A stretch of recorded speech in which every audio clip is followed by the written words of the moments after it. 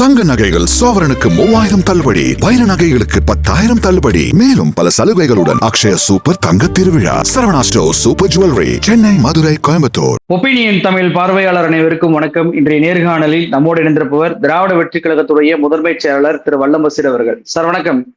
வணக்கம். தமிழ்நாடு சட்டமன்றத்துடைய தேர்தல் முடிவு என்பது வெளியாகி இருக்கிறது. யாருமே எதிர்பார்க்காத விதமாக தாவேகா தனிப்பெரும் கட்சியாக வந்திருக்கு. பெரும்பான்மை என்பது யாருக்குமே கிடைக்கல. இந்த தேர்தல்ல கவனிக்கப்பட வேண்டிய மிக முக்கியமான 2 தொகுதிகள் அப்படின்னு சொல்லி பாத்தீங்கன்னா கொளத்தூரும் மதுரை மத்திய தொகுதியும். முதலமைச்சர் ஸ்டாலின் அவர்களுக்கே ஒரு தோல்வி என்பது கிடைச்சிருக்கு. அதே போல முன்னாள் நிதியமைச்சராக இருந்த ஐடி துறை அமைச்சராக இருந்த பிடிஆர் பழனிவேல் தியாகராஜன் அவர்களுக்கும் தோல்வி என்பது கிடைச்சிருக்கு. எப்படி பாக்குறீங்க, எப்படி புரிஞ்சுக்கிறது இந்த தேர்தல் முடிவு? இந்த தேர்தல் முடிவு என்பது யாரும் எதிர்பாராத வகையில் அமைந்திருக்கிறது. கள யதார்த்தத்துக்கு மாறுபட்ட முடிவாக இந்த முடிவு வந்திருக்கு. ஏன்னா எப்போதுமே மக்களுடைய மனநிலையில் என்ன இருக்கிறது என்பது பிரச்சார காலங்களில் வெளிப்படும், தேர்தல் வாக்கு பதிவு நாளில் வெளிப்படும். அப்படி வெளிப்பட்டது என்பது திராவிட முன்னேற்ற கழகத்துக்கு ஏகோபித்த ஆதரவு இருக்கிறது, திராவிட முன்னேற்ற கழகம் மகத்தான வெற்றியை பெறப்போகிறது என்பதுதான் களத்தில் இருந்து உணர்ந்த செய்தி. ஆனா வாக்கு பதிவு நாளில் இருந்த அந்த ஒரு மனநிலை திடீரென எக்ஸிட் போல் வந்ததற்கு பிறகு வேறாக மாறுது. ஒரு சின்ன அச்ச உணர்வு எல்லோரிடத்திலும் தொற்றிக்கொள்கிறது 2 நாட்களாக. அப்போ ஏதோ ஒரு வகையில ஒரு சீனை செட் பண்றாங்க அப்படிங்கிறத யதார்த்தமாக நாம உணர்ந்து கொள்ள முடிஞ்சது. இன்னைக்கு அப்படியே தலைகீழ் மாற்றமாக இந்த முடிவுகள் வந்திருப்பது என்பது ஏற்கனவே திட்டமிட்டவாறு ஒரு செய்தியை உருவாக்கி அதை பரப்பி அதன் மூலமாக ஒரு தாக்கத்தை உருவாக்கி இன்றைக்கு அதை செயல்படுத்தி விட்டார்களோ என்கிற ஒரு சந்தேகம் எல்லோரிடத்திலும் எழுந்திருக்கிறது என்பதை மறுக்க முடியாது. அதே நேரத்துல கொளத்தூர் போன்ற தொகுதியில் முதலமைச்சர் அவர்கள் தோற்பதும், மதுரை மத்திய தொகுதியில் பிடிஆர் போன்ற முன்னணி அமைச்சர்கள் எந்த எதிர்பார்ப்பும் இல்லாமல் மக்களுக்கு பணியாற்றியவர்கள் தோற்பதும் அப்படிங்கிறது இருக்குல்ல, இது யாரை இவர்கள் தேர்ந்தெடுக்க போகிறார்கள், யாரை இவர்கள் தேர்ந்தெடுத்திருக்கிறார்கள், இவர்களுக்கு என்ன நோக்கம் இருக்கிறது என்கிற கேள்வியை 1000 மடங்கு உயர்த்தி இருக்கிறது. உண்மையிலேயே சொல்ல வேண்டும் என்று சொன்னால், நான் தொடர்ச்சியாக காலையிலிருந்து பேசுகிற நேர்காணல்களில் ஊடக விவாதங்களில் இதைத்தான் சொல்றேன். 2006 2011 வரை இருந்த ஆட்சியை நீங்கள் ஒரு பொற்கால ஆட்சின்னு சொல்லிட முடியாது. ஆனா 96 2001 வரை இருந்த திமுக ஆட்சி என்பது ஒரு பொற்கால ஆட்சி தான். அந்த பொற்கால ஆட்சி ஏன் வீழ்த்தப்பட்டது அப்படின்னு ஒரு ஆய்வை நடத்தினீங்கன்னா, ஒரு பெரிய கூட்டணியை கட்டியமைக்காமல் போனார் கலைஞர், பெரிய கூட்டணியை ஜெயலலிதா அம்மையார் கட்டியமைத்தார், அந்த கூட்டணியினுடைய அடிப்படையில் வெற்றி தோல்வி தீர்மானிக்கப்பட்டது அப்படிங்கிற விடை உங்களுக்கு கிடைக்கும். இப்ப மகத்தான கூட்டணி, ஆன்டி இன்கம்பன்சி இல்ல, எல்லா இடங்களிலும் முதலமைச்சருக்கு ஆதரவான அலை. அதே போல தேர்தல் பரப்புரையில் தேர்தல் அறிக்கை குறித்து முதலமைச்சர் பேசியது, தேர்தல் அறிக்கையில் கொடுக்கப்பட்டிருக்கிற அறிவிப்புகள் குறித்து முதலமைச்சர் பேசியது, இதெல்லாம் ரொம்ப நல்ல ரீச் ஆச்சு. அப்ப எந்த இடத்துல மிஸ்டேக் நடந்திருக்கு அப்படின்னா, எனக்கு 2 சந்தேகங்கள் எழுது. ஒண்ணு, இவிஎம் மிஷின்ல ஏதாவது குளறுபடி நடந்திருக்குமோ. ஏன்னா நேற்றைக்கு ஒன்றிய அமைச்சர், நான் ஏன் இங்க வந்திருக்கேன் தெரியுமா, தோல்வின்னு சொன்னா இங்க வருவானான்னு கேட்டாரு. உண்மையிலேயே பாரதிய ஜனதா கட்சி தோல்வி. பியூஷ் கோயல் நேற்று சொன்னது விஜயனுடைய வெற்றி குறித்து தான் சொன்னாரா? அப்ப ஏற்கனவே இது முடிவு செய்யப்பட்ட வெற்றியா, ஏற்கனவே தீர்மானிக்கப்பட்ட வெற்றியா அப்படிங்கிற ஒரு சந்தேகம் எழுது. அதனால இவிஎம் மிஷின் மேல நம்ம சந்தேகத்தை இயல்பாகவே எழுப்ப வேண்டி இருக்கு. இன்னொரு பக்கத்துல அதீத நம்பிக்கையை திமுக விதைத்ததினுடைய விளைவை இன்றைக்கு அனுபவிக்கிறதோ. ஏன்னா நீங்க கம்யூனிஸ்ட் கட்சி 5 இடங்கள்ல போட்டியிட்டு 2 இடங்கள்ல வெற்றி பெறுறாங்க. உதயசூரியன் சின்னத்துல போட்டியிட்ட மதிமுக 4 இடத்துல போட்டியிட்டு 2 இடங்கள்ல வெற்றி பெறுறாங்க. மயிலாடுதுறை தொகுதியில் காங்கிரசுக்கு எதிராக காங்கிரஸே வேலை செய்து திமுக பயங்கர அதிருப்தியில இருக்கு, ஜெயிக்க மாட்டாங்கன்னு சொல்றாங்க. 10,000 வாக்கு வித்தியாசத்துல ஜமால் ஜெயிக்கிறாரு வேட்பாளர். அப்போ இதெல்லாம் எப்படி சாத்தியமாகுது அப்படின்னு சொன்னா, திமுக எல்லையற்ற நம்பிக்கையை பல இடங்களில் விதைச்சிச்சு. முதலமைச்சர் தொகுதியில பலர் வேலையே செய்யல. வருத்தத்துக்குரிய உண்மையை இன்னைக்கு பதிவு செய்தாகணும். நாங்க வாக்கு சேகரிப்பதற்காக போறோம், அமைச்சர் சேகர் பாபு வர்றாரு. அமைச்சர் சேகர் பாபு நேரா தொகுதிக்கு தொகுதியில வாக்கு சேகரிப்பு பணி எப்படி நடந்திருக்குன்னு பாக்கணுமா, பணிமனைக்கு போய் ஆய்வு நடத்தணுமா? பணிமனைக்கு போய் ஒரு ஆய்வு நடத்துறேன்ற பேர்ல அங்கிருந்து கொழுக்கட்டையை சாப்பிட்டு புறப்பட்டாரு. அங்க எந்த பணிகளும் நடந்ததாக ஒரு ஆய்வு மேற்கொண்டதாகவே தெரியல. அப்போ ஒரு முதலமைச்சர் தொகுதி என்பது எவ்வளவு முக்கியத்துவம் வாய்ந்ததாக இருக்கணும். அங்க இருக்கிற பகுதி செயலாளர்கள், அங்க இருக்கிற நிர்வாகிகள் எவ்வளவு கண்ணும் கருத்துமாக அதை பார்த்திருக்கணும். 98,000 வாக்கு வித்தியாசத்துல எடப்பாடி பழனிசாமி வெற்றி பெறார் சார். 1,00,000 வாக்கு வித்தியாசத்துல முதலமைச்சர் வெற்றி பெற்றிருக்க வேண்டாமா? அவர் செயல்படுத்தி காட்டி இருக்கிற நலத்திட்டம் இந்திய துணை கண்டத்துக்கு திசை காட்டுகிற கருவியாக செயல்படுகிறார் முதலமைச்சர். நம்ம பெருமை பேசுறோம். இதுவரை தலைவராக பொறுப்பேற்றதிலிருந்து எந்த தோல்வியையுமே திராவிட முன்னேற்ற கழகத்துக்கு தராத தலைவர்னு நம்ம பேசுறோம். இதற்கு முதற் காரணம் யாரு? இதற்கு பொறுப்பேற்க வேண்டியவர் யாரு? யாரை நம்பி இந்த தொகுதியை ஒப்படைத்து விட்டு தமிழ்நாடு முழுமைக்கும் சுற்றுப்பயணம் போறார்? அப்ப தமிழ்நாடு முழுமைக்கும் திராவிட முன்னேற்ற கழகத்தினுடைய வெற்றி முக்கியம் என்று பணியாற்றக்கூடிய ஒரு தலைவர் தன்னுடைய தொகுதியை யாரை நம்பி ஒப்படைக்கிறாரோ அவங்க கோட்டை விடுறாங்களான்னா, ஆமா கோட்டை விட்டுருக்காங்கன்னு நான் சொல்றேன். உங்களுடைய அதீத நம்பிக்கை, எப்படி இருந்தாலும் படுத்துக்கிட்டே ஜெயிக்கலான்ற அந்த மனநிலை, குறுநில மன்னர்கள் போல ஒரு செயல்பாடு, இதெல்லாம் தான் கொளத்தூர் தொகுதியில முதலமைச்சரை வீழ்த்துவதற்கு ஆயுதமாக பயன்பட்டுருதுன்னு நான் கருதுறேன். அப்ப முதலமைச்சர் தொகுதியில வேலையே செய்யலையான்னா, ஆமா வேலை செய்யல. முதலமைச்சர் எப்படி ஜெயிப்பாருன்னு இவங்க ஒரு நம்பிக்கையில இருந்தாங்க. அந்த நம்பிக்கை பொய்த்து போய்விட்டது. தேர்தல் பணியில் காட்டிய சுணக்கம் தான் முதலமைச்சருடைய தோல்விக்கு காரணம். அதை தவிர வேற ஒன்னும் பெருசாக நீங்க அதுல பார்க்க தேவையில்லை. ஒண்ணு இவிஎம்ல முதலமைச்சரே ஜெயிக்க கூடாதுன்னு இவங்க ஏதாவது குளறுபடிகள் நடத்தி இருக்கணும். அதை ஹேக் பண்ணியிருந்திருக்கலாம் அப்படிங்கிற ஒரு சந்தேகம் இருக்கு. அதை ஆய்வுக்கு உட்படுத்தணும். ஊர்ஜிதமா இப்போதைக்கு சொல்ல முடியாது. ஏன்னா இன்னும் முழுமையாக வாக்கு எண்ணிக்கை நிறைவு பெறல. இன்னொரு பக்கம் களத்துல உணர்ந்த செய்தியை சொல்லலாம்ல, அந்த செய்தியை தான் நான் இப்ப உங்கள்கிட்ட சொல்லியிருக்கேன். இப்ப பிடிஆர் விவகாரத்துக்கு வருவோம். முதலமைச்சரை எதிர்த்து நின்ன VS பாபுக்காவது ஒரு அரசியல் பயணம் இருக்கு. அவர் நல்லவர் கெட்டவர்ன்றதெல்லாம் ஒரு பக்கம் இருக்கட்டும்.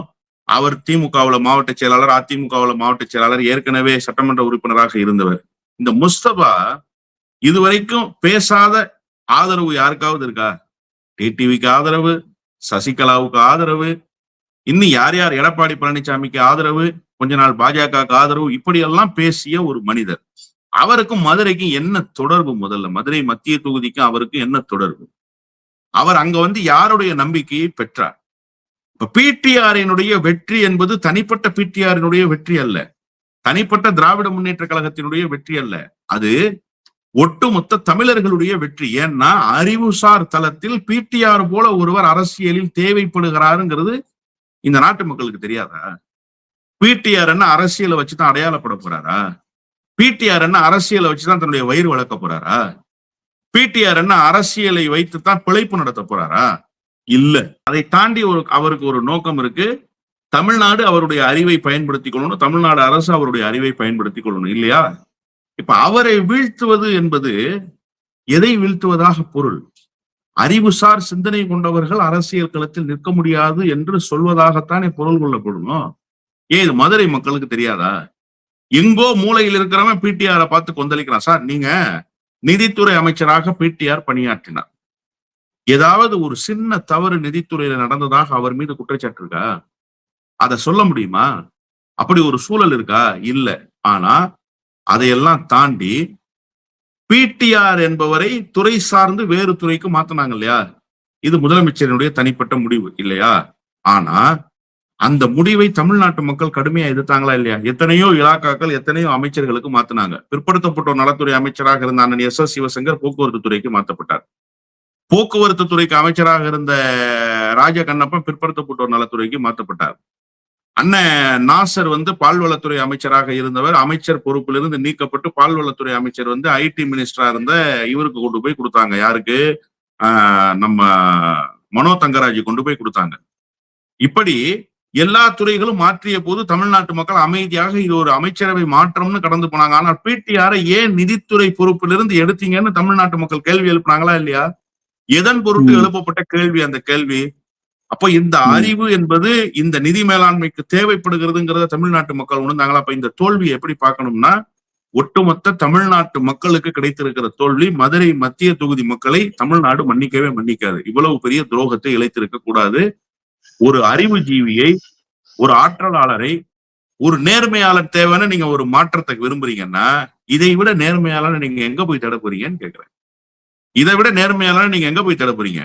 பிடிஆரை விட முஸ்தபா நேர்மையாளரா? பிடிஆரை விட யோகியரா முஸ்தபா? அப்ப இதெல்லாம் எவ்வளவு பெரிய அயோக்கியத்தம். ஏதோ ஒரு மாயையை வீழ்ந்து, ஏதோ ஒருவருடைய பேச்சை கேட்டு, ஏதோ ஒரு பிம்ப அரசியலை பார்த்து விட்டு இவ்வளவு பெரிய தவறை செய்திருக்க கூடாது. மொத்தத்தில் இந்த தோல்விக்கு திமுக நிர்வாகிகள் பொறுப்பேற்கணும் சார். நீங்க கூட்டணி கட்சிகள் ஒழுங்கா வேலை செய்யல. திமுக கூட்டணி கட்சியை நம்பிதான் களத்துல நிக்குதா? கூட்டணி கட்சிகள் திமுகவை நம்பி களத்துல நிக்குதா, இல்ல திமுக கூட்டணி கட்சிகளை நம்பி களத்துல நிக்குதா? யார் மேஜர் ரோல்? அப்ப திமுகவினுடைய மாவட்ட செயலாளர்கள், முன்னாள் அமைச்சர்களே தோற்கிற அளவுக்கு முன்னாள் அமைச்சர்களுடைய மனநிலையும் இருக்கு, நிர்வாகிகளுடைய மனநிலையும் இருக்கு. அப்படிங்கிற ஒரு சூழலுக்கு இந்த நிர்வாக கட்டமைப்பு போனது. வெயிலே படாமல் வேலை செய்ய வேண்டும் என்று நினைத்தார்கள். இல்ல அந்த வெயிலே வேலை படாமல் செய்ய தேர்தல் பிரச்சாரத்தை நடத்தி முடிக்கணும்னு நினைச்சாங்க. அதனுடைய விளைவு இன்றைக்கு பெரும்பான்மையான மூத்த முன்னோடிகள் தோல்வியை தழுவி இருக்கிறார். வேலை செய்வது அப்படின்றத நம்ம ஒரு அளவுகோலாக எடுக்கலாமா? ஏன்னா இப்ப தாவேக்கா வந்து வேலையே செய்யல. விஜய் வந்து மக்களுக்கு ஓட்டு கேட்கவே போகவே இல்லை. அப்படி சொற்பமான இடத்துக்கு போன இடத்துல தன்னுடைய வேட்பாளரை அறிமுகம் பண்ணி வைக்கல. அவர் மீது ஏகப்பட்ட குற்றச்சாட்டுகள் வந்து வைக்கப்பட்டுச்சு. தேர்தல் நேரத்துல அவர் வந்து மக்களை சந்திக்க மாட்டாரு அப்படின்னு சொல்லிட்டு. இருந்தும் தாவேக்காவுக்கு இவ்வளவு வாக்குகள் வந்திருக்கு. முதலமைச்சர் ஸ்டாலின் அவர்களை பொறுத்த வரைக்கும் தமிழ்நாட்டில் எந்த தலைவரும் தொடர்ச்சியாக இரட்டை இலக்க வளர்ச்சியை தமிழ்நாட்டுக்கு கொடுத்ததில்லை. எஸ்ஐஆர் என்பது தமிழ்நாட்டில் மிகப்பெரிய அளவுக்கு பாதிப்பை ஏற்படுத்த வந்தபோது அதை தடுத்து நிறுத்தியதும் திமுக தொண்டர்கள் தான். அவங்க தான் ஓடி ஓடி போய் உழைச்சாங்க. இருந்தாலும் ஆதரவு என்பது தாவேக்காவுக்கு ஏன் போனது? அப்போ நடிகை மாயையில் சிக்கி விட்டார்களா, அல்லது இந்த குழந்தையை வைத்து பெற்றோர்களை வந்து பணிய வைத்திருக்கக்கூடிய யுக்தியை விஜய் பயன்படுத்தியது சக்சஸ்ஃபுல்லா மாறி இருக்கா? எப்படி பார்க்கறீங்க? இப்ப விஜய் தொங்கு சபை அப்படின்னு சொல்லி வந்திருக்கு. தமிழ்நாட்டை பொறுத்த வரைக்கும் தொங்கு சபை என்பது ரேரான ஒரு விஷயம். முதல் தேர்தலை சந்திக்கக்கூடிய விஜய்க்கு தொங்கு சபை அப்படின்றத எப்படி அவர் டீல் செய்வார்? அவருக்கு கூட்டணியாக யாரை அழைப்பார்? திமுக இருக்கக்கூடிய கட்சிகள் போகுமா, அல்லது அதிமுகவில் இருக்கக்கூடிய கட்சிகள் போகுமா, இல்ல அதிமுக டிவிக்கே இணையுமா, இல்ல மறு தேர்தல் வருமா? நீங்க எப்படி அதை கணிக்கிறீங்க? அதாவது நீங்க ரொம்ப அழகா ஒரு கேள்வி கேட்டீங்க. பிரச்சாரத்துக்கு போகல, களத்துல வேலை செய்யல, அதுதான் தேர்தல் முடிவுகளை மாற்றணும்னா அப்ப தாவேக்கா எப்படி வெற்றி பெற்றது? சார், என்ன கரண்டியை கையில் வைத்து ஆட்டுபவருக்கும் வெறுங்கரண்டியை கையில் வைத்து ஆட்டுபவருக்கும் வித்தியாசம் இருக்குல்ல. தாவேக்கா வெறுங்கரண்டி வச்சிருக்கு. தாவேக்காவுக்கு தோல்வின்னு ஒண்ணு இருக்கா சொல்லுங்க? இந்த தேர்தல் களத்தை இழந்துருச்சு விஜய் கட்சி அப்படின்னா அது என்ன பெரிய இழப்பா? அது என்ன பெரிய 180 எம்எல்ஏக்களை வச்சிருந்துச்சு, அது ஒரு பெரிய இழப்பா வருதுக்கு. இங்க ஆட்சி அதிகாரத்தை கையில் வைத்திருந்தது திமுக. அப்ப திமுகவுக்கு தான் கூடுதல் பொறுப்பு இருக்கணும். நீங்க விஜய் ஃபேக்டர் என்னன்னு கணிக்க தவறுன என்னுடைய தவறை நான் ஒத்துக்கொள்றேன். நானே நேற்றைக்கு வரைக்கும் உங்களை போன்ற ஊடகவியலாளர்கள்ட்ட என்ன சொன்னேன்? விஜய்ங்கிறது களத்திலேயே இல்லாத ஒரு ஃபேக்டரா இருக்கு, அது பெரிய வாக்கு வங்கியை பெறாது, அது பெரிய தாக்கத்தை உருவாக்காதுன்னு சொன்னேன். நான் அதுக்காக வருத்தம் தெரிவிச்சுக்கிறேன். நான் கணிக்க தவறுன, நான் ஒரு இண்டிவிஜுவல், நாங்கள் ஒரு புதிய கட்சி, நாங்க கணிக்க தவறுனது சரி. அரை நூற்றாண்டு கால பாரம்பரியமிக்க கட்சி, அதிகாரத்தை கையில் வைத்திருந்த கட்சி. இன்னும் ஒருபடி மேல சொல்லணும்னா உளவுத்துறையினுடைய முழுமையான கட்டுப்பாட்டை தன்னுடைய கையில் வைத்திருக்கக்கூடிய கட்சி. ஏன் அது கணிக்க தவறுச்சுன்னு கேட்கிறேன். அது கணிக்க தவறியது யாருடைய தவறு? அப்ப அவர்கள் என்ன ஸ்ட்ராட்டஜியில இருக்காங்க, அது தேர்தல் களத்துல என்னவாக இம்ப்ளிமெண்ட் ஆகும், அதை நம்ம எப்படி கவுண்டர் பண்றதுங்கிறத யார் முன்கூட்டியே முடிவு செஞ்சிருக்கணும்? திமுக தானே சார் முன்கூட்டியே முடிவு செய்யணும். திமுக அதை முடிவு செய்ய தவறியதனுடைய விளைவு என்ன? இன்னைக்கு அதை களத்துல பாக்குறோம். ஆச்சுதா ஒண்ணு. இன்னொன்னு, அறுதி பெரும்பான்மை அவருக்கு கிடைக்காது. அப்போ என்னவாக நடக்க போகுது அப்படின்னா, இதெல்லாம் ஏற்கனவே பல சமிக்ஞைகள் மூலமாக காட்டப்பட்டு விட்டன. கே பாலகிருஷ்ணன் தோழர் என்ன சொல்றாரு? எங்களுக்கு திருப்தி இல்ல, ஆனாலும் விஜய் ஏகோபித்த ஆதரவோடு, இளைஞர்களுடைய ஆதரவோடு ஒரு பெரிய வாக்கு வங்கிய பெற போறாருன்னாரு. வைகோ என்ன சொன்னாரு? இளைஞர்களுடைய ஆதரவு விஜய்க்கு கிடைச்சிருக்கு, அது வாக்கு எண்ணிக்கை நாள்ல தெரிய வரும், விஜய் ஒரு பெரிய புரட்சியை செய்ய போறாருன்னு சொன்னாரு. அண்ணன் திருமா என்ன சொன்னாரு? விஜய் பெரும்பான்மை மக்களினுடைய ஆதரவை பெற்றிருக்கிறாருன்னு சொன்னாரு. அப்போ இதெல்லாம் ஒரு சமிக்ஞை.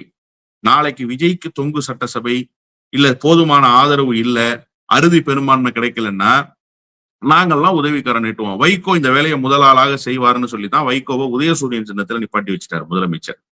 ஆனா அண்ணன் திருமா 8 இடத்துல போட்டிடுறாரு. எத்தனை இடத்துல வெற்றி பெற போறான்னு தெரியல. இன்னைக்கு மாலை தான் தெரிய வரும் இறுதியான முடிவு. ஒருவேளை 2ல ஜெயிச்சா விஜய்க்கு ஆதரவு தேவைப்பட்டா கொடுப்பாரு. காங்கிரஸ் கட்சி ஏற்கனவே ஒரு கள்ள உறவுக்கு தயாரான கட்சி தான். கிரீஷ் சோடங்கர் மாதிரியான ஆட்கள் இப்ப என்ன சொல்லுவாங்கன்னா, நாக்கு மேல பல்ல போட்டு பேசுவாங்க. நான் அப்பவே சொன்ன கேட்டீங்களாயா, 60 சீட்டு வாங்கியிருந்தா இன்னைக்கு நம்ம துணை முதலமைச்சரியா பேசக்கூடிய வாய்ப்பு வரும், பேசக்கூடிய சூழலும் வரும். இப்பவே பேசியிருப்பாரு, என்ன வரும், இப்பவே பேசியிருக்கலாம். அப்போ காங்கிரஸ் கட்சி ஏற்கனவே பாட்டாளி மக்கள் கட்சி 4 இடங்கள்ல வெற்றி பெற்றுச்சு, பாட்டாளி மக்கள் கட்சி வரலாம். இப்ப இவர்கள் எல்லாம் என்ன செய்வாங்கன்னு நீங்க நினைக்கிறீங்க? இவர்களெல்லாம் அதிகாரத்துக்கு ஏங்கி கிடக்கிறவர்கள், அதிகாரத்துக்காக எதையும் செய்ய துணிந்தவர்கள். நான் அண்ணன் திருமாவை குறைச்சு மதிப்பிடல, பொதுவுடைமை இயக்க தோழர்களை குறைச்சு மதிப்பிடல. பொதுவுடைமை இயக்க தோழர்கள் இந்த முறைதான் அந்த முயற்சியை கைவிட்டுட்டாங்க. எம்ஜிஆர் புதிதாக வந்தப்ப எம்ஜிஆரோடு கூட்டணி வைத்தது பொதுவுடைமை இயக்கம். விஜயகாந்த் வந்தபோது விஜயகாந்தோடு கூட்டணி வைக்க துடித்தது பொதுவுடைமை இயக்கம். 2011 அம்மையார் ஜெயலலிதா கூட்டணின்னு பேச்சுவார்த்தை நடத்தி தேமுதிகவை கம்யூனிஸ்டுகளை கேட்காம வேட்பாளர்களை அறிவிச்சிட்டாங்க. அப்ப நீங்க யாருடைய வீட்டுக்கு போய் நியாயம் கேட்டிருக்கீங்கன்னா, நாங்க கூட்டணியில இருக்கோம், என்னங்க எங்களை கேட்காம நீங்க கேண்டிடேட் போட்டுங்கன்னு யாரை பார்த்து கேட்டிருக்கணும்? ஜெயலலிதா அம்மையாரை பார்த்து தானே கேட்டிருக்கணும். பொதுவுடைமை இயக்கத்தினுடைய தோழர்கள் அன்னைக்கு எங்க தெரியுமா போனாங்க? யார் வீட்டுக்கு தெரியுமா போனாங்க? விஜயகாந்த் வீட்டுக்கு போனாங்க, விஜயகாந்தினுடைய கட்சி அலுவலகத்துக்கு போனாங்க. இப்படி ஒரு நியாயத்தை இல்லாம பண்ணிட்டாங்க ஜெயலலிதா.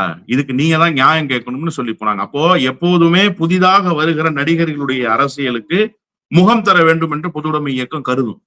மக்கள் நல கூட்டணிக்கும் அப்படித்தான் முகம் தந்தது. அப்படிப்பட்ட ஒரு முயற்சியை இந்த முறை செய்ய மாட்டாங்கன்னு என்ன நிச்சயம் இருக்கு? நிச்சயமாக செய்வார்கள். எனவே தொங்கு சட்டசபை அமைந்தால் வரிந்து கட்டிக்கொண்டு ஆதரவு கொடுப்பதற்கு பலர் தயாராவார்கள். ஏன் அதிமுகவே ஆதரவு தரேன்னு சொன்னாலும் ஆச்சரியப்படுறதுக்கு. அதிமுகவுக்கு என்ன இழப்பு? எடப்பாடி பழனிசாமி நான் துணை முதலமைச்சர் ஆக மாட்டேன்னு சொல்லுவாரா? அப்படி ஒரு வாய்ப்பு வந்தா வேண்டான்றுவாரா? 100 விழுக்காடு செய்வார். விஜய் இருக்கட்டும் முதலமைச்சரா, நான் துணை முதலமைச்சரா இருந்துக்கிறேன்னு சொல்ல போறாரு. அவருக்கு தேவை ஒரு அதிகாரம், அவ்வளவுதானே. திமுகவுக்கு எதிராக ஒரு அரசியலை செய்கிற அதிகாரம் கையில கிடைச்சா அதை விட வேற என்ன இருக்கு அவருக்கு? பெரிய லட்சிய நோக்கம் கொண்டவரா அவரு? அந்த அளவுக்கு முதுகெலும்பும் திராணியும் தெம்பும் கொண்டவரா இருக்கு? அதெல்லாம் ஒண்ணும் கிடையாது. எனவே அவர்கள் ஆட்சி அமைப்பதில் பெரிய இடர்பாடுகள் எல்லாம் இருக்கும்லாம் நான் கருதல. நீங்க பாருங்க, இன்னும் 2 நாட்கள்ல பல காட்சிகள் மாறப்போகுது. யார் யார் திமுகவுக்கு கொள்கை ரீதியாக துணை இருக்க போகிறார்கள், யார் திமுகவினுடைய பெயரை சொல்லிக்கொண்டு அந்த பக்கமாக கொல்லைப்புறத்தில் போய் அரசியல் செய்ய போகிறார்கள், அதெல்லாம் தமிழ்நாட்டு அரசியலுக்கெல்லாம் பார்க்கத்தான் போகுது.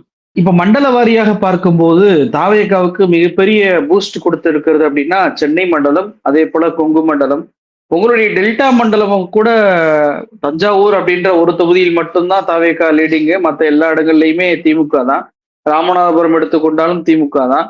கன்னியாகுமரியிலும் திமுக காங்கிரஸ் கூட்டணி தான் வந்து அதிகமாக வெற்றி பெற்றிருக்கிறாங்க.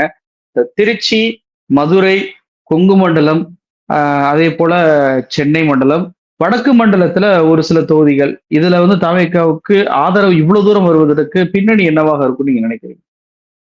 அதாவது நகர சார்ந்து இருக்கக்கூடிய பகுதிகள், நகரை உள்ளடக்கி இருக்கக்கூடிய தொகுதிகள், இங்க தாவேகாவுக்கு ஒரு பரவலான ஆதரவு இருக்கும் அப்படிங்கிறது எதிர்பார்த்த ஒன்றுதான். ஏன்னா கமலஹாசன் வந்து கோவை தெற்கு தொகுதியை ஏன் தேர்ந்தெடுத்தாரு? கமலஹாசனுடைய அரசியல் எப்படிப்பட்ட அரசியலாக இருந்தது? அதே மாதிரியான பாணி தான் விஜயினுடைய அரசியல் பாணி. ஆனா என்னன்னா, இவ்வளவு வாக்குகளை நகரமய மக்களுக்குள் பெற முடியுமா அப்படிங்கிறது யாருமே எதிர்பார்க்காத ஒன்று. இப்ப தஞ்சாவூர்னு எடுத்துக்கிட்டீங்கன்னா, தஞ்சாவூர் தான் சிட்டி மாவட்டத்துக்குள்ள. ஒரத்தநாடு சிட்டி கிடையாது, பட்டுக்கோட்டை தொகுதி சிட்டி இல்ல, திருவையாறு தொகுதி சிட்டி இல்ல. அப்ப சிட்டிக்குள்ள ஒரு தாக்கம் என்பது அந்த கிரீமி லேயர் சமூகத்துக்குள்ள இருந்திருக்கு அப்படிங்கிறத நாம வந்து மறுக்கவே முடியாது. அந்த அடிப்படையில் தாவேகா வந்து நகரங்களை உள்ளடக்கிய, மாநகரங்களை உள்ளடக்கிய பகுதிகளில் பெரிய சிட்டி மாதிரியான இடங்கள்ல வாக்குகளை அறுவடை செஞ்சிருக்கிறாங்க. அதுதான் திருச்சியில எதிரொலிச்சிருக்குது, அதுதான் மதுரையில எதிரொலிச்சிருக்குது அப்படிங்கிறத நம்ம வந்து பாக்குறோம். இதை தாண்டி வேட்பாளர்களினுடைய மைனஸ்ன்னு ஒண்ணு இருக்குல்ல, அது பெரிய அளவுல ஒர்க் அவுட் ஆயிருக்கு. இப்ப சில இடங்கள்ல வேட்பாளர்கள் ரொம்ப லத்தாஜிக்கா, இப்ப தஞ்சாவூர்லயே நானே என்ன நினைச்சேன்னா, எங்க வேட்பாளர் சன் ராமநாதன் 30,000 வாக்குகள் வித்தியாசத்துல வெற்றி பெறுவாருன்னு நினைச்சேன். அதுக்கு காரணம் என்ன அப்படின்னு கேட்டீங்கன்னா, எதிர்த்து நிக்கிறது பாஜக. நம்ம தான் விஜய் ஒரு பொருட்டாகவே நினைக்கலையே, விஜய் ஒரு தாக்கத்தை ஏற்படுத்துவார்னு நம்ம நம்பலையே. அப்ப விஜயையும் சீமானையும் ஒரு பக்கத்தில் நிறுத்திவிட்டு அதிமுக தரப்பில் வலுவான கேண்டிடேட் இல்ல, எனவே தஞ்சாவூர் தொகுதி ரொம்ப இயல்பா ஜெயிக்கும்னு நினைச்சோம். ஆனா அங்க என்ன நடந்தது? அங்க என்ன நடந்ததுன்னா, விஜய் வெற்றி பெற்று விட்டார். ஒரத்த நாட்டுல அப்படி இல்ல, அதிமுக டஃப் ஃபைட் கொடுக்குதுன்னு அண்ணன் வைத்திலிங்கம் திமுக தரப்புல டஃப் ஃபைட் கொடுத்தார். அதனுடைய விளைவு அவர் வெற்றி பெற்றார். பட்டுக்கோட்டையில அதிமுக டஃப் ஃபைட் கொடுக்கும்னு திமுக டஃப் ஃபைட் கொடுத்தது, அதன் விளைவு அவர்கள் வெற்றி பெறுகிறார்கள். திருவையாறு தொகுதியில் அமமுக கேண்டிடேட் ஸ்ட்ராங்கா இருக்காரு, அவர் கடுமையான பலத்தை காட்டுறாரு, அவர் வெற்றி பெறுவதற்கான வாய்ப்புகள் உருவாயிரும்னு சொல்லி திமுக வேட்பாளர் கடுமையாக களத்துல உழைக்கிறாரு. அதனுடைய வெற்றி அவருக்கு கிடைக்குது. இப்போ அதிமுக பலமா இருக்கிற இடங்கள்ல அதிமுக வெற்றி பெறக்கூடாது அப்படின்னு நினைச்சு பலமாக களமாடிய இடங்களில் திமுக வெற்றி பெற்றுச்சு. இன்னொன்று, இப்ப அமைச்சர் மூர்த்தி மாதிரியான ஆட்கள் என்ன நினைச்சிட்டாங்கன்னா, நம்மை தாண்டி தொகுதிக்குள்ள யாரு வெற்றி பெற்ற போறா, நமக்கு தான் ஒரு செட்டிங் இருக்கு, அந்த பக்கம் செல்லூர் ராஜு ஜெயிப்பார், இங்க நம்ம ஜெயிப்போம். அந்த பக்கம் ஆர்பி உதயகுமார் ஜெயிப்பாரு, மேலூர்ல நம்ம அதிமுகவை விட்டு கொடுத்துருவோம். இந்த மாதிரியான ஒரு கட்டமைப்பு இருக்கு இல்லையா? நான் இதை சொல்றதுக்காக ரொம்ப வருத்தப்படுறேன். இதை நம்பி வீணா போனார் மூர்த்தின்னு நான் நினைக்கிறேன். இதை நம்பிதான் மதுரை வீணா போச்சுன்னு நான் நினைக்கிறேன். அப்படி இல்லைன்னா மதுரைக்கு இவ்வளவு பெரிய முடிவு வருமா? மூர்த்தி எதையும் செய்ய வல்லவர்னு சொன்னாரே முதலமைச்சரு. ஆனா தன்னுடைய தொகுதியை கூட காப்பாத்திக்க முடியாத நிலைமைக்கு போயிட்டாரு மூர்த்தி. இதை நம்ப முடியுதா? மூர்த்தியினுடைய செல்வாக்கு அவ்வளவுதானா? இல்ல. மூர்த்தியினுடைய அந்த கவனக்குறைவினுடைய வெளிப்பாடு, அதீத நம்பிக்கையினுடைய வெளிப்பாடு இன்றைக்கு இந்த தோல்வி வந்திருக்கு. இப்படிப்பட்ட தொகுதியை நீங்க கணக்கிட்டீங்கன்னா அதிமுகவை எளிதாக வீழ்த்திடலாம். உதாரணமா சொல்லணும்னா கும்பகோணம் தொகுதியில 3 முறையாக தொடர்ச்சியாக அண்ணன் சாக்கோட்டை அன்பழகன் வெற்றி பெறாரு. அண்ணன் கோசிமணி தொடர்ச்சியாக வெற்றி பெற்ற தொகுதி. அதிமுக வெற்றி பெறாது. ராமநாதன் ஒரே ஒரு தடவை ஆக்சிடென்டலா எம்எல்ஏ ஆயிட்டாரு அதிமுகவுல. அதை தாண்டி பெரிய இம்பாக்ட் அதிமுக. இந்த தடவை தமாக என்ன நினைச்சாங்க? தமாக தானே, நம்ம என்ன பெருசா தமாக வீழ்த்த முடியாம போயிருமா? கவனக்குறைவினுடைய வெளிப்பாடு முடிஞ்சு போச்சு. அதே மாதிரி ராணிப்பேட்டையில அண்ணன் காந்தி தமாக என்ன பண்ணிட முடியும் அப்படின்னு நினைச்சாரு. நம்மளே ஒப்பீனியன் தமிழ்ல என்ன பேசணும் இப்பயே எழுதி வச்சீங்க. அண்ணன் சாக்கோட்ட அன்பு, அண்ணன் காந்தி எல்லாம் வெற்றி பெற்றாங்கன்னு சொன்னவா இல்லையா? அதனுடைய விளைவு என்னன்னா தமாக தானேன்னு இவங்க நினைச்சாங்க. ஆனா அங்க விஜயினுடைய தாக்கம் என்பது பெரிதாக இருக்குங்கிறத கண்டுகொள்ளாமல் போனதினுடைய விளைவு. நாம தமாகன்னு நினைச்சோம், பாஜகன்னு நினைச்சோம், நம்ம வேலை செய்யாம இருந்தோம். அதனுடைய பலனை இன்றைக்கு விஜய் வெற்றியாக தேடிக்கொண்டார். நாம தோல்வியை தழுவி இருக்கிறோம்ன்றத யதார்த்தமா இப்ப என்ன பண்ணணும்னா மீட்டுருவாக்கம் செய்துக்கிறதுக்கு தயாராகணும். எந்தெந்த தொகுதியை இழந்தோமோ அங்க என்ன தவறு நடந்திருக்குன்னு பார்க்கணும். இவிஎம் தவறா, கவனக்குறைவு தவறா? முதலமைச்சர் தொகுதியில கவனக்குறைவு தான் தவறு. முதலமைச்சர் தொகுதியில முதலமைச்சர் ஜெயிச்சிருவாருன்னு யாருமே வேலை செய்யாம இருந்ததுதான் தவறு. தொகுதியை உங்களிடத்துல ஒப்படைச்சிட்டு போறாரு. திமுக நிர்வாகிகளுக்கு அந்த பொறுப்புணர்வு இருந்திருக்கணும். மூர்த்தி அண்ணன் தென் மாவட்டத்தினுடைய தளபதிகளில் ஒருவர்னு அறியப்பட்டவரு. அவருக்கு அந்த பெயின் இருந்திருக்கணும். இவங்களுக்கு எல்லாம் இந்த வழி இல்லாததனுடைய விளைவு தோல்வியை அவர்கள் பெற்றுக்கொண்டார்கள் என்றுதான் நான் பார்க்கிறேன். ஒரு பக்கம் அசால்ட்டாக எதிரணி பெருசா பலமா இல்லை என்று அமைச்சர்கள் நினைத்ததை தாண்டி வலுவான அமைச்சர்கள், சிறப்பாக செயல்பட்ட அமைச்சர்கள்னு சொல்லிட்டு திமுக மன்னார்குடி தொகுதி டிஆர்பி ராஜா அவர்கள், அவர் போர்டு தொழிற்சாலையை மீண்டும் கொண்டு வந்தாரு. அன்பில் மகேஷ் பள்ளிக்கல்வித்துறையில மிகப்பெரிய அளவுக்கு செயல்பாடுகளை பண்ணாரு. இப்படி நிறைய அமைச்சர்களை சொல்லலாம். அமைச்சர்கள் பல பேரும் இதுல தோல்வி அடைகிறாங்களே. அந்த அளவுக்கு அமைச்சர் அப்படின்னாவே அவங்க தொகுதியில அவ்வளவு செல்வாக்குள்ள நபர்கள் அப்படின்றதான் பெயர். அதையும் தாண்டி இந்த அளவுக்கு தாவேகாவுக்கு அதிகமான வாக்கு வித்தியாசம் கிடைக்கக்கூடிய அளவுக்கான ஆதரவு என்பது எந்த வகையில ஏற்பட்டிருக்கும் நீங்க பார்க்கறீங்க? அமைச்சர்கள் தோல்வி அப்படின்றத எப்படி பாக்குறீங்க? அமைச்சர் என்பதாலேயே எளிதாக உங்களுக்கு வெற்றி கிடைச்சிருமா அப்படின்னா வெற்றி கிடைக்காது. நீங்களும் தேர்தல் காலத்தில் ஒரு வேட்பாளர் தான். வெற்றி பெற்றால்தான் எம்எல்ஏ, எம்எல்ஏ ஆனாதான் அமைச்சர். அந்த உணர்வு முதல்ல வரணும்.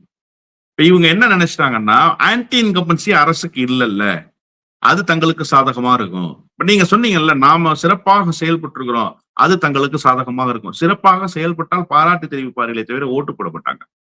தேர்தல் களத்தில் நீங்கள் என்ன பணியாற்றுகிறீர்கள்? எதிர்தரப்பினுடைய வியூகத்துக்கு எதிர் வியூகத்தை நீங்கள் எப்படி வகுக்கிறீர்கள்? நீங்கள் என்ன நம்பிக்கையை புதிதாக விதைக்கிறீர்கள்? கடந்த காலத்தில் சட்டமன்ற உறுப்பினராக என்ன செய்திருக்கு? இதை வச்சுதான் ஓட்டு தொகுதிக்குள்ள கிடைக்கும். பேராசிரியர் அன்பழகன் எவ்வளவு பெரிய திராவிட இயக்க தலைவர். அவர் வில்லிவாக்கம் தொகுதியில தோத்து போனாரு. 2006 துறைமுகத்துல அண்ணன் சீமா பஷீர் ஒரு சாதாரண தொண்டை மதிமுகவுல, அவர்கிட்ட 400 ஓட்டு வித்தியாசத்துல தான் வெற்றி பெற முடிஞ்சிச்சு. அவரால் நெருக்கிட்டாரு துறைமுகம் தொகுதியில. துறைமுகம் தொகுதி திமுகவுக்கு எவ்வளவு ஃபேவரான தொகுதி, ரொம்ப சின்ன தொகுதி. அந்த தொகுதியிலேயே அவருடைய வெற்றியை ரொம்ப எளிதாக பெற முடியாம 400 சுற்றம் ஓட்டுல தான் வெற்றியை பெற முடிஞ்சிச்சு பேராசிரியரால. அப்ப நீங்க இதை எப்படி புரிஞ்சுக்கிறீங்க? அண்ணன் 1000 விளக்கு தொகுதியில போட்டியிட்டு தோல்வியை தழுவுனவர் தான் மு.க. ஸ்டாலின். நீங்க அப்ப அதை எப்படி புரிஞ்சுக்கிறீங்க? அவர்தான் எதிர்கால நம்பிக்கை, அவர்தான் எதிர்கால நம்பிக்கையினுடைய நாயகன்.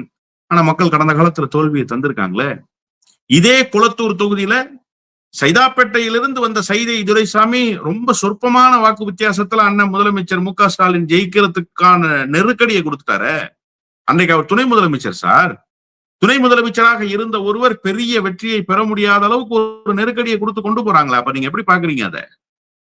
அப்ப நீங்க என்னன்னா, களத்தில் எப்படி பணியாற்றுகிறீர்கள், தேர்தல் காலத்தில் எப்படி பணியாற்றுகிறீர்கள், தேர்தல் பணியில் என்ன வியூகம் வகுக்கிறீர்கள் தான். அந்த வியூகத்தை வகுக்க தவறியதனுடைய விளைவு அமைச்சர்களாக இருந்தாலும் அவர்கள் வீழ்ந்து போயிருக்கிறார்கள் என்பதைத்தான் இந்த களம் உணர்த்துது. நிகழ்ச்சிகளை கொண்டு பல்வேறு தொலை நம்ம பெருந்துட்டீங்க. ரொம்ப நன்றி. நன்றி.